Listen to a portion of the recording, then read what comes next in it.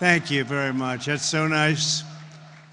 The United States has many great diplomats, but there is truly no better ambassador for our country than our beautiful First Lady, Melania. Thank you, Melania. That was very nice. We've come to your nation to deliver a very important message. America loves Poland, and America loves the Polish people. Thank you. The Poles have not only greatly enriched this region, but Polish Americans have also greatly enriched the United States, and I was truly proud to have their support in the 2016 election. It is a profound honor to stand in this city by this monument to the Warsaw Uprising and to address the Polish nation that so many generations have dreamed of, a Poland that is safe, strong, and free.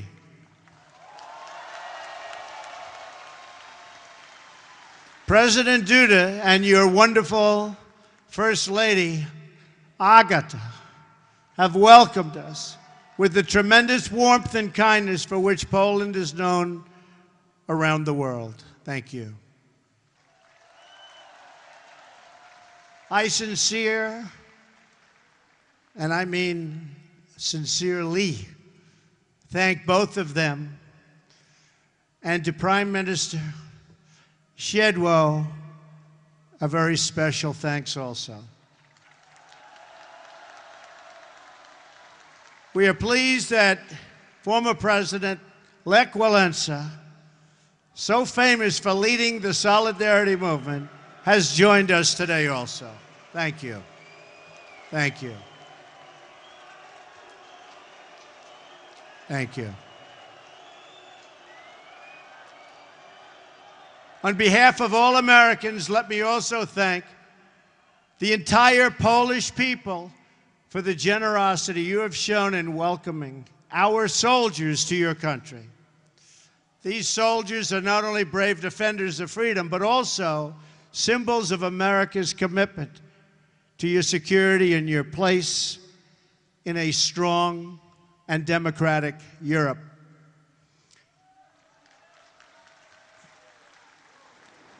We are proudly joined on stage by American, Polish, British, and Romanian soldiers. Thank you. Thank you. Great job. President Duda and I have just come from an incredibly successful meeting with the leaders participating in the 3 Cs initiative. To the citizens of this great region, America is eager to expand our partnership with you. We welcome stronger ties of trade and commerce as you grow your economies. And we are committed to securing your access to alternate sources of energy, so Poland and its neighbors are never again held hostage to a single supplier of energy.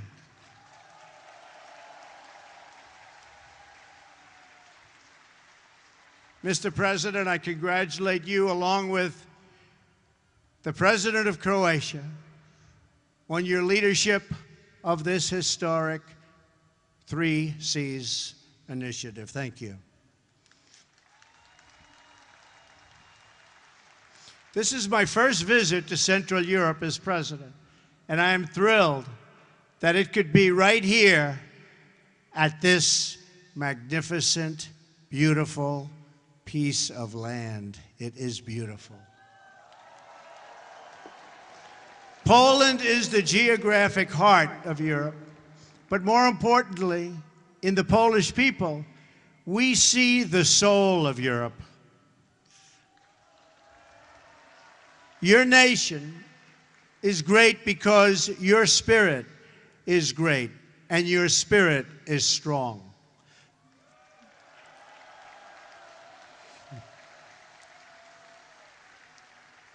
For 2 centuries, Poland suffered constant and brutal attacks.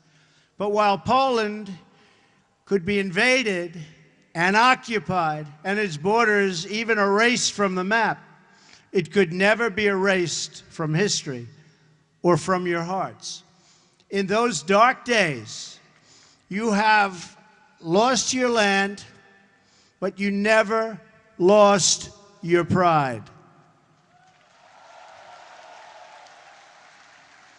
So it is with this true admiration that I can say today that from the farms and villages of your countryside to the cathedrals and squares of your great cities, Poland lives, Poland prospers, and Poland prevails. Despite every effort to transform you, oppress you, or destroy you, you endured and overcame. You are the proud nation of Copernicus. Think of that.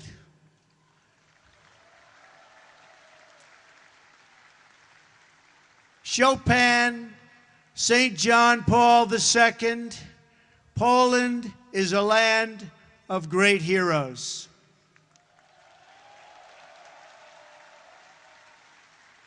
And you are a people who know the true value of what you defend. The triumph of the Polish spirit over centuries of hardship gives us all hope for a future in which good conquers evil and peace achieves victory over war. For Americans, Poland has been a symbol of hope since the beginning of our nation.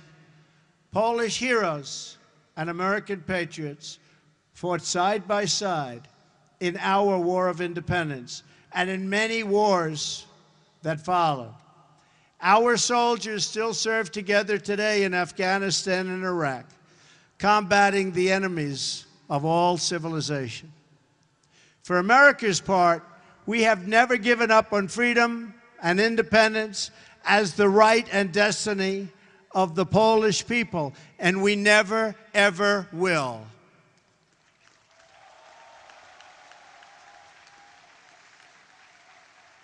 Our two countries share a special bond forged by unique histories and national characters.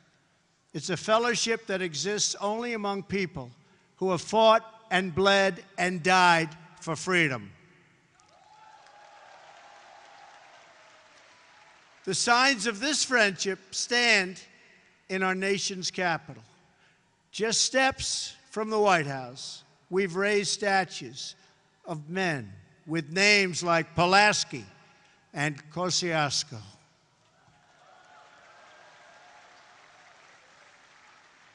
The same is true in Warsaw, where street signs carry the name of George Washington and a monument stands to one of the world's greatest heroes, Ronald Reagan. And so I am here today, not just to visit an old ally, but to hold it up as an example for others who seek freedom and who wish to summon the courage and the will to defend our civilization.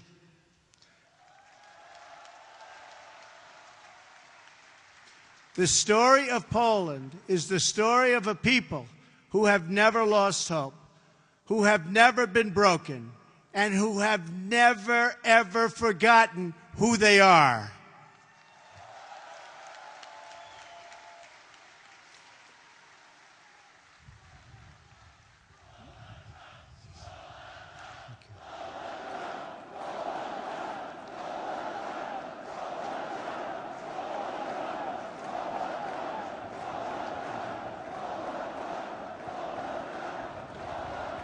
Thank you so much. Thank you. Thank you so much. Such a great honor. This is a nation more than 1,000 years old. Your borders were erased for more than a century and only restored just 1 century ago. In 1920, in the miracle of Vistula, Poland stopped the Soviet army bent on European conquest.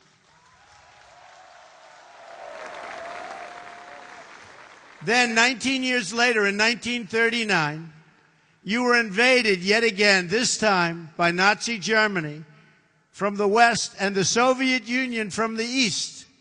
That's trouble. That's tough. Under a double occupation, the Polish people endured evils beyond description. The Katyn Forest Massacre, the occupations, the Holocaust, the Warsaw Ghetto, and the Warsaw Ghetto Uprising, the destruction of this beautiful capital city, and the deaths of nearly 1 in 5 Polish people. A vibrant Jewish population, the largest in Europe, was reduced to almost nothing after the Nazis systematically murdered millions of Poland's Jewish citizens, along with countless others during that brutal occupation. In the summer of 1944, the Nazi and Soviet armies were preparing for a terrible and bloody battle right here in Warsaw.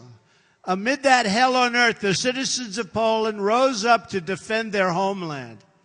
I am deeply honored to be joined on stage today by veterans and heroes of the Warsaw Uprising.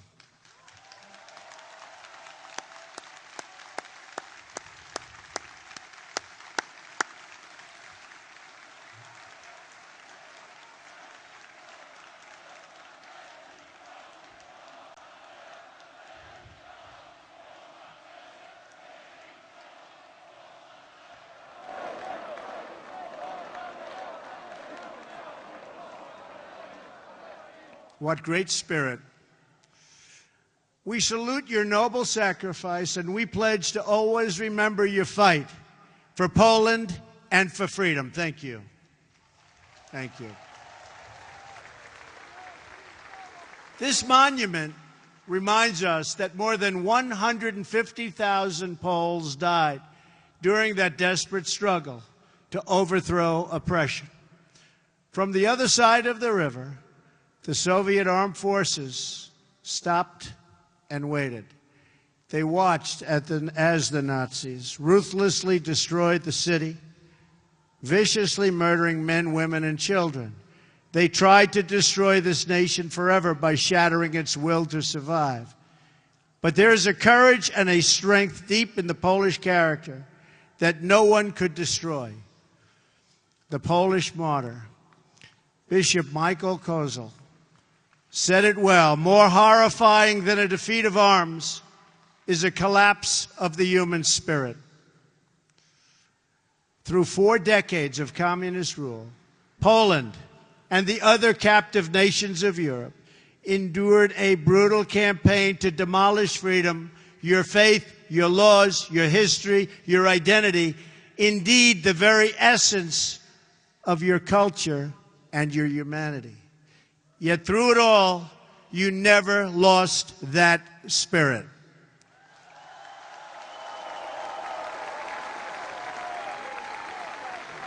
Your oppressors tried to break you, but Poland could not be broken. And when the day came on June 2nd, 1979, and 1 million Poles gathered around Victory Square for their very first Mass with their Polish Pope, that day every communist in Warsaw must have known that their oppressive system would soon come crashing down. They must have known it at the exact moment during Pope John Paul II's sermon, when 1 million Polish men, women, and children suddenly raised their voices in a single prayer. 1 million Polish people did not ask for wealth. They did not ask for privilege. Instead, 1 million Poles sang 3 simple words: we want God.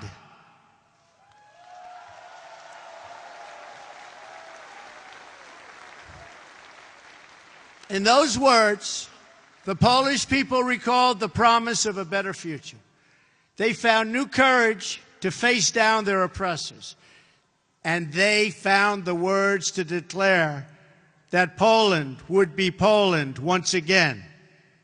As I stand here today before this incredible crowd, this faithful nation, we can still hear those voices that echo through history. Their message is as true today as ever.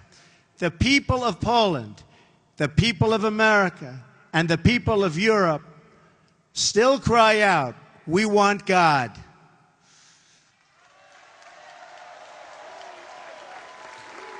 Together with Pope John Paul II, the Poles reasserted their identity as a nation devoted to God.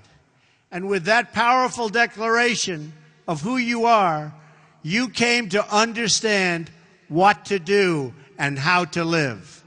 You stood in solidarity against oppression, against a lawless secret police, against a cruel and wicked system that impoverished your cities and your souls. And you won. Poland prevailed. Poland will always prevail.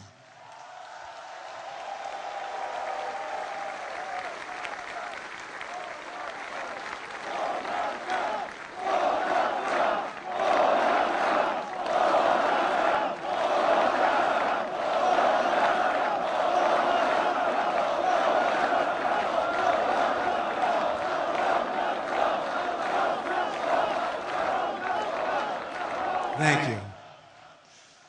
You were supported in that victory over communism by a strong alliance of free nations in the West that defied tyranny.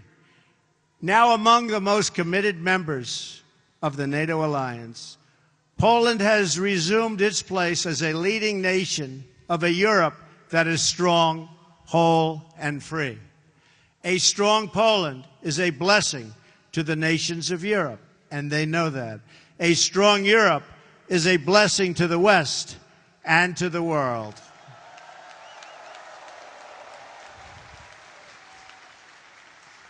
"100 years after the entry of American forces into World War I, the transatlantic bond between the United States and Europe is as strong as ever, and maybe in many ways even stronger. This continent no longer confronts the specter of communism. But today we're in the West, and we have to say there are dire threats to our security and to our way of life. You see what's happening out there. They are threats. We will confront them. We will win. But they are threats.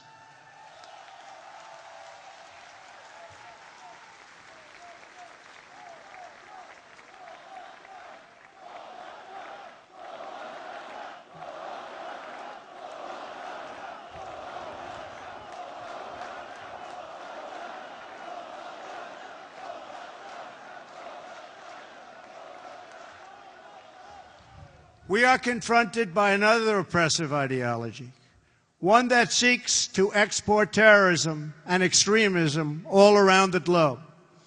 America and Europe have suffered one terror attack after another. We're going to get it to stop.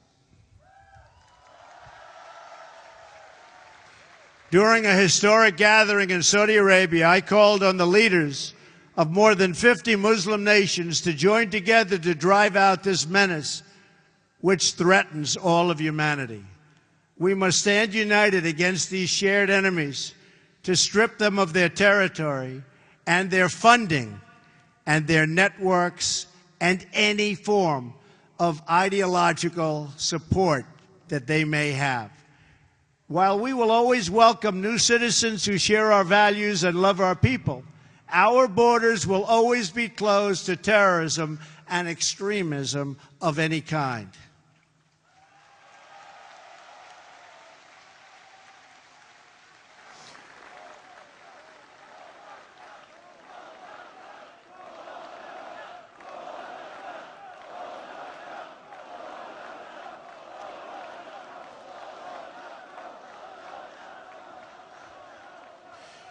We are fighting hard against radical Islamic terrorism, and we will prevail. We cannot accept those who reject our values and who use hatred to justify violence against the innocent.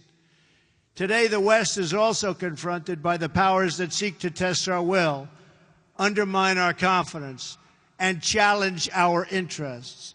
To meet new forms of aggression, including propaganda, financial crimes, and cyber warfare, we must adapt our alliance to compete effectively in new ways and on all new battlefields. We urge Russia to cease its destabilizing activities in Ukraine and elsewhere, and its support for hostile regimes, including Syria and Iran, and to instead join the community of responsible nations in our fight against common enemies and in defense of civilization itself.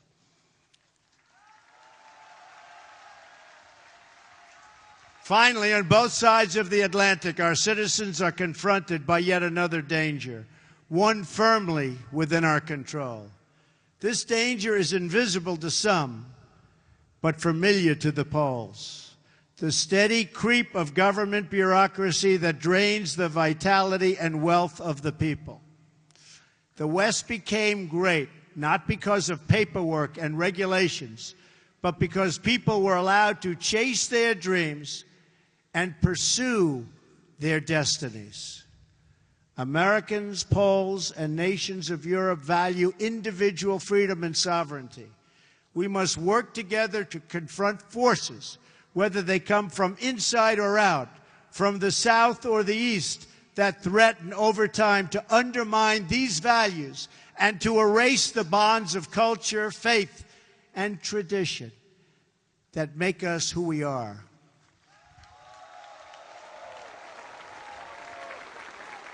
If left unchecked, these forces will undermine our courage, sap our spirit, and weaken our will to defend ourselves and our societies. But just as our adversaries and enemies of the past learned here in Poland, we know that these forces, too, are doomed to fail if we want them to fail. And we do indeed want them to fail. They are doomed not only because our alliance is strong, our countries are resilient, and our power is unmatched. Through all of that, you have to say everything is true. Our adversaries, however, are doomed because we will never forget who we are. And if we don't forget who we are, we just can't be beaten. Americans will never forget. The nations of Europe will never forget. We are the fastest and the greatest community. There is nothing like our community of nations. The world has never known anything like our community of nations. We write symphonies. We pursue innovation. We celebrate our ancient heroes, embrace our timeless traditions and customs, and always seek to explore and discover brand new frontiers. We reward brilliance. We strive for excellence and cherish inspiring works of art that honor God. We treasure the rule of law and protect the right to free speech and free expression. We empower women as pillars of our society and of our success. We put faith and family, not government and bureaucracy, at the center of our lives, and we debate everything. We challenge everything. We seek to know everything so that we can better know ourselves. And above all, we value the dignity of every human life, protect the rights of every person, and share the hope of every soul to live in freedom. That is who we are. Those are the priceless ties that bind us together as nations, as allies, and as a civilization. What we have, what we inherited from our, and you know this better than anybody, and you see it today with this incredible group of people. What we've inherited from our ancestors has never existed to this extent before. And if we fail to preserve it, it will never, ever exist again. So we cannot fail. This great community of nations has something else in common. In every one of them, it is the people, not the powerful, who have always formed the foundation of freedom and the cornerstone of our defense. The people have been that foundation here in Poland, as they were right here in Warsaw. And they were the foundation from the very, very beginning in America. Our citizens did not win freedom together, did not survive horrors together, did not face down evil together, only to lose our freedom to a lack of pride and confidence in our values. We did not, and we will not. We will never back down.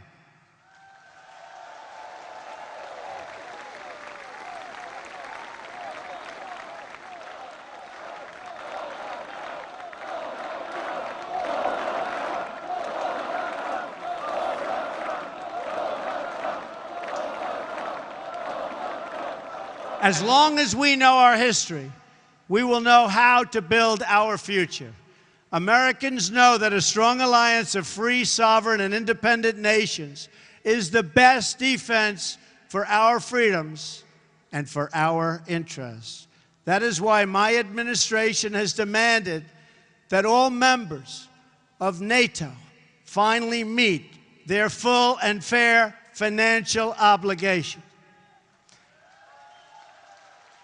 As a result of this insistence, billions of dollars more have begun to pour into NATO. In fact, people are shocked, but billions and billions of dollars more coming in from countries that, in my opinion, would not have been paying so quickly. To those who would criticize our tough stance, I would point out that the United States has demonstrated, not merely with words, but with its actions, that we stand firmly behind Article 5, the mutual defense commitment. Words are easy, but actions are what matters. And for its own protection, and you know this, everybody knows this, everybody has to know this, Europe must do more. Europe must demonstrate that it believes in its future by investing its money to secure that future. That is why we applaud Poland for its decision to move forward this week on acquiring from the United States the battle-tested Patriot air and missile defense system, the best anywhere in the world. That is also why we salute the Polish people for being one of the NATO countries that has actually achieved the benchmark for investment in our common defense. Thank you, Poland. I must tell you, the example you set is truly magnificent, and we applaud Poland. Thank you. We have to remember that our defense is not just a commitment of money, it is a commitment of will. Because as the Polish experience reminds us, the defense of the West ultimately rests not only on means, but also on the will of its people to prevail and be successful and get what you have to have. The fundamental question of our time is whether the West has the will to survive. Do we have the confidence in our values to defend them at any cost? Do we have enough respect for our citizens to protect our borders? Do we have the desire and the courage to preserve our civilization in the face of those who would subvert and destroy it? We can have the largest economies and the most lethal weapons anywhere on earth. But if we do not have strong families and strong values, then we will be weak and we will not survive. If anyone forgets the critical importance of these things, let them come to one country that never has. Let them come to Poland.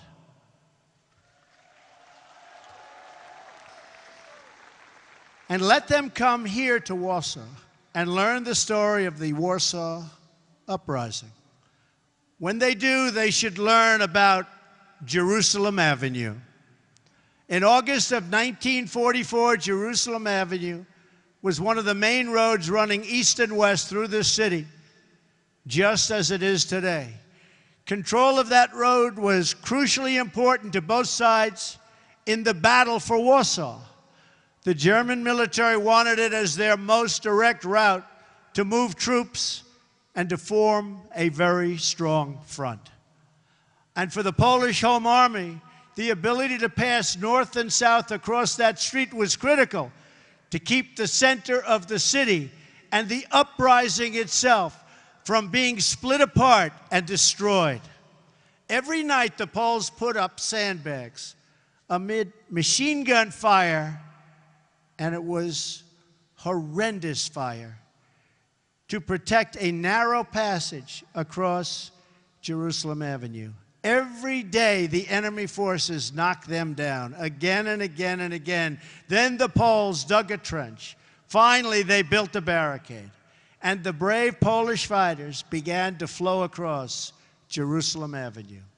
That narrow passageway, just a few feet wide, was the fragile link that kept the uprising alive. Between its walls, a constant stream of citizens and freedom fighters made their perilous sprints. They ran across that street. They ran through that street. They ran under that street, all to defend the city. The far side was several yards away, recalled one young Polish woman named Greta. That mortality and that life was so important to her. In fact, she said, the mortally dangerous sector of the street was soaked in blood. It was the blood of messengers, liaison girls, and couriers. Nazi snipers shot at anybody who crossed. Anybody who crossed, they were being shot at. Their soldiers burned every building on the street, and they used the Poles as human shields for their tanks in their effort to capture Jerusalem Avenue. The enemy never ceased its relentless assault on that small outpost of civilization. And the Poles never ceased its defense. The Jerusalem Avenue passage required constant protection, repair, and reinforcement. But the will of its defenders did not waver, even in the face of death. And to the last days of the uprising, the fragile crossing never, ever failed. It was never, ever forgotten. It was kept open by the Polish people. The memories of those who perished in the Warsaw Uprising cry out across the decades, and few are clearer than the memories of those who died to build and defend the Jerusalem Avenue crossing. Those heroes remind us that the West was saved with the blood of patriots, that each generation must rise up and play their part in its defense.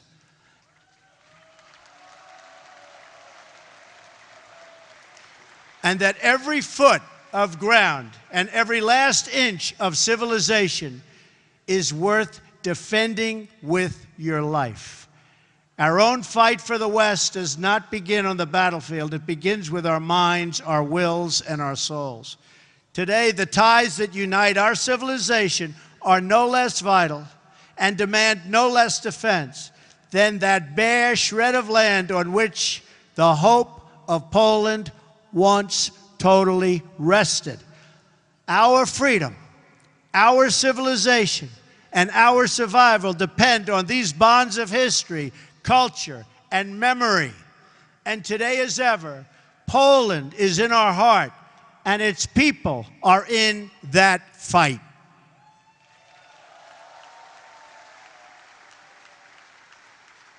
Just as Poland could not be broken, I declare today for the world to hear that the West will never, ever be broken. Our values will prevail, our people will thrive, and our civilization will triumph.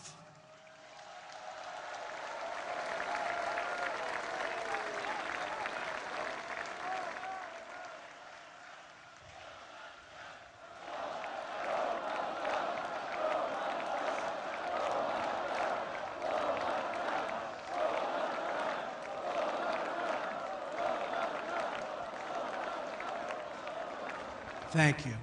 So together, let us all fight like the Poles, for family, for freedom, for country, and for God.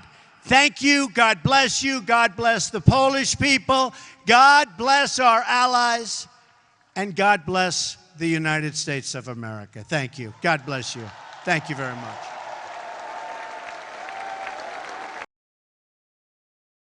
Hey, NBC News fans, thanks for checking out our YouTube channel. Subscribe by clicking on that button down here and click on any of the videos over here to watch the latest interviews, show highlights, and digital exclusives.